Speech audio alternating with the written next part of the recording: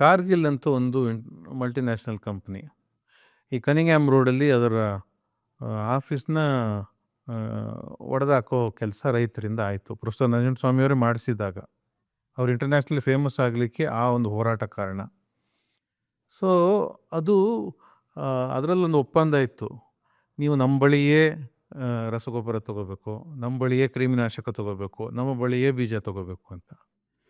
So ಅವೆಲ್ಲೂ ದುಬಾರಿ ಇದ್ವು. ಅವರು ರೈತರಿಗೆ ಮೋಸ ಮಾಡ್ತಿದ್ರು, ತುಂಬ ಇಳುವರಿ ಬರುತ್ತೆ ನಾವೇ ಕೊಂಡ್ಕೋತೀವಿ ಅಂತ. ಇಳುವರಿ ಬರ್ತಿರಲಿಲ್ಲ. ರೈತ ಆತ್ಮಹತ್ಯೆಗೆ ಶುರುವಾಗಿದ್ದೇ ಆ ಸಂದರ್ಭದಲ್ಲಿ. ಈ ರೀತಿ ಒಂದು ಸಿಸ್ಟಮಿಂದ ರೈತ ಆತ್ಮಹತ್ಯೆ ಮಾಡ್ಕೊಳ್ತಾನೆ, ಹುಳುಗಳ ರೀತಿ ಸಾಯ್ತಾನೆ ಅಂತ ಪ್ರೊಫೆಸರ್ ನಂಜುಂಡಸ್ವಾಮಿಯವರು ಸುಮಾರು ವರ್ಷಗಳ ಹಿಂದೆನೇ ಹೇಳಿದರು. ಆದರೆ ಸರ್ಕಾರ, ಅಧಿಕಾರಶಾಹಿ ವರ್ಗ, ಕಂಪನಿಗಳು ಮತ್ತು ಕಾಮನ್ ಪೀಪಲ್, ಪಟ್ಟಣ ಪ್ರದೇಶದಲ್ಲಿರೋರು ನಂಜುಂಡಸ್ವಾಮಿಯವರು ಹುಚ್ಚಿಡಿದಿದೆ ಅಂತ ಹೇಳಲಿಕ್ಕೆ ಶುರು ಮಾಡಿದ್ರು. ಆದರೆ ಪ್ರೊಫೆಸರ್ ನಂಜುಂಡಸ್ವಾಮಿಯವರ ಸಾವಿನ ನಂತರ ಆತ್ಮಹತ್ಯೆಗಳು ಲಕ್ಷಾಂತರ ಸಂಖ್ಯೆಯಲ್ಲಿ ಆಗಕ್ಕೆ ಶುರು ಆದವಲ್ಲ, ಪ್ರೊಫೆಸರ್ ನಂಜುಂಡಸ್ವಾಮಿಯವ್ರ ವ್ಯಾಲ್ಯೂ ಜಾಸ್ತಿ ಆಯಿತು. ಕಾರಣ ಅವರು ಮುಂಚೆನೇ ಹೇಳಿದರು ಅಂತ.